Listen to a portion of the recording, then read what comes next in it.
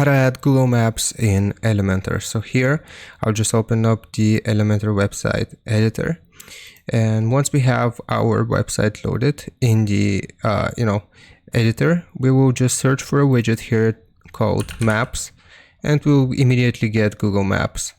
Now click on Google Maps and it's going to look like this. Now we can adjust the zoom, so how big or how zoomed in or zoomed out we will be into the maps themselves. So for example, this looks solid 16, and here we can just include our address.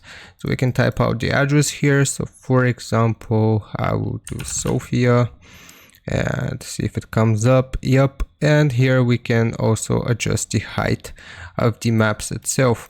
We can change the style here for hover or normal, and we can obviously play around with these settings as well. But that's basically how we do it. I hope this helps you out. Leave a like and sub, and I'll see you next time.